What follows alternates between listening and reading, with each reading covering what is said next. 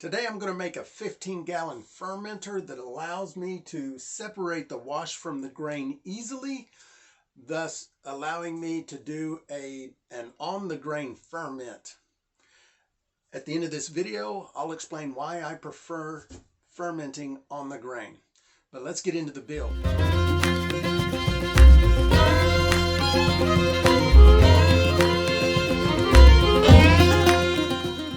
Okay, everybody, today I'm going to be making another fermenter. This is a 15-gallon pail that I got. It's used. It used to have garlic in it. I've taken it to the car wash, washed it out real good. Still smells like garlic. But I'm going to use this 3/4 bulkhead, attach it to the side so that I can attach a spout. And then on the inside, I'm going to build another manifold like we did on the insulated one, except this time I'm not going to buy bazooka filters. I'm going to do it a different way that it's going to be quite a bit cheaper. I'm going to use a 1/2-inch T, 2 1/2-inch Street 90s, 2 1/2-inch caps, a 1/2-inch male adapter, a couple of feet, or actually less than a couple of feet of 1/2-inch PVC, and I will put a display. I'll put a graphic up here with all the prices on what this project would cost. I had a couple of these pieces. I had this spout and a couple of these PVC pieces. My 1/2-inch PVC pipe, I had a little short piece of it laying around. So, but I'll price everything out so that you would know what it would cost if you had to go buy everything. So I'm going to get to it. All right, so the first thing we want to do is install the bulkhead. And I'm just going to eyeball this like I normally do. I want this to sit actually right on the bottom. Of course, this is the part that's going to be sticking out. So that's going to be just like that. And that's just going to kind of tell me where I'm going to put it.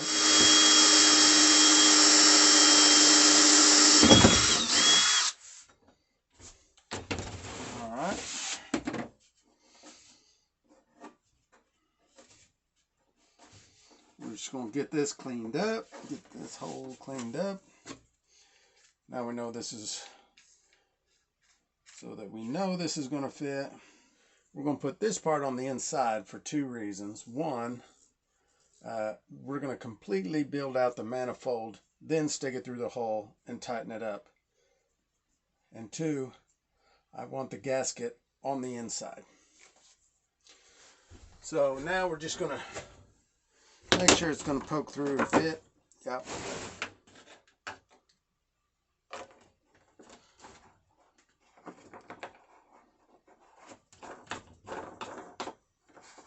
Alright, that's going to look good. That's going to work well. Now we're going to take that back out. We're going to put our 1/2-inch piece here. We're going to thread this all the way in. Tighten as we can snug it up. No Teflon tape needed on this, because if it leaks right there, it's just going to go into here, which is where we're going to want it to go anyway. So no need for the Teflon on that. Now we need a little bitty short piece, about 1.5 inches long. And again, just going to eyeball it because it's not that technical. We're going to dry fit everything up first. That's going to go there. That's going to go there.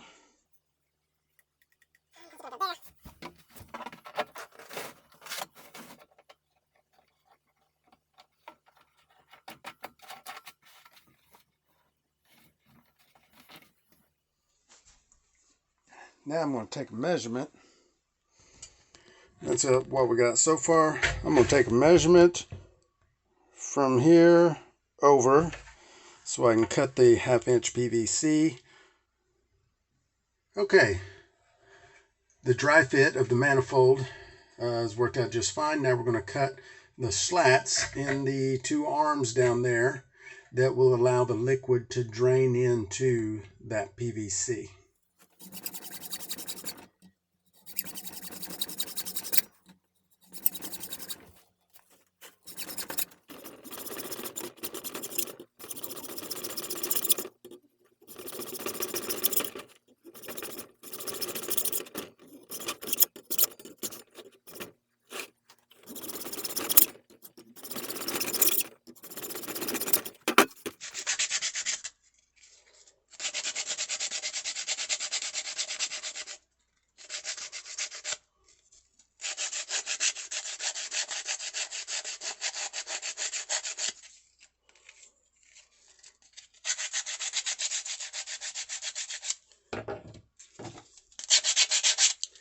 Okay, so this one I used this cutoff wheel, and this one I used the hacksaw, which you saw, and I'm going to test them both to see which actually works better. Obviously this is going to let less gunk through, but is it going to get clogged up? This will likely not get clogged up, but it's going to let some gunk through. So we'll do a test later. We'll figure out which one's better. I'm going to go ahead and glue this piece up. These pieces. And I'm not going to use any primer, not having to meet any plumbing codes here.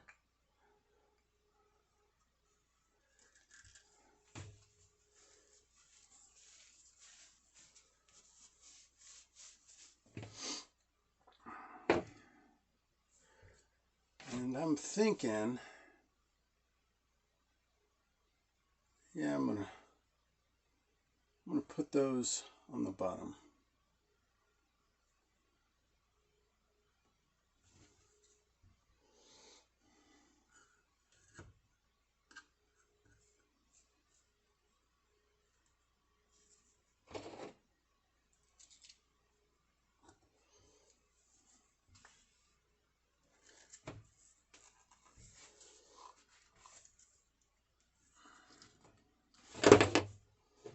There we go.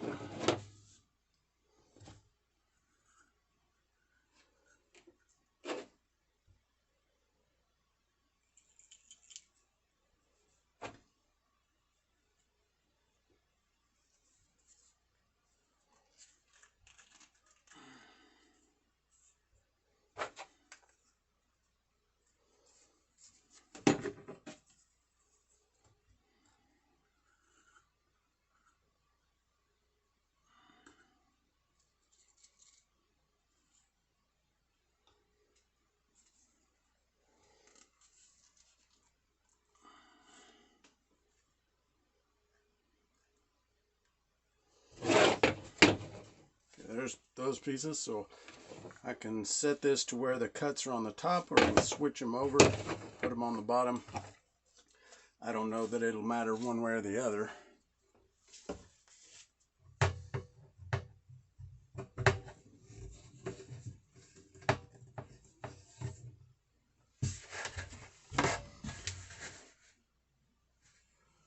Okay, so this piece we do want some Teflon tape on because it's on the outside of the barrel, and if this piece leaks, it's going to leak on the floor. So we're going to Teflon this up.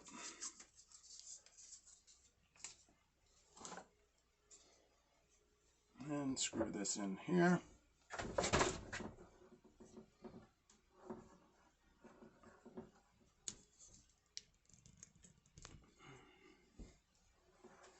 And there it is.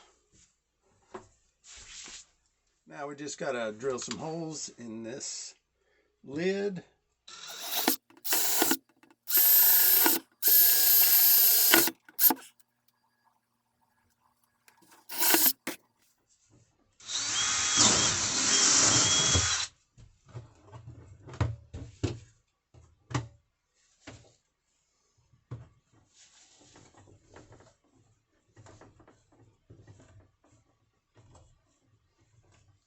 So here we are. We got the fermenter finished, and I told you at the beginning of the video that at the end of the video I would explain why I prefer fermenting on the grain and why this helps.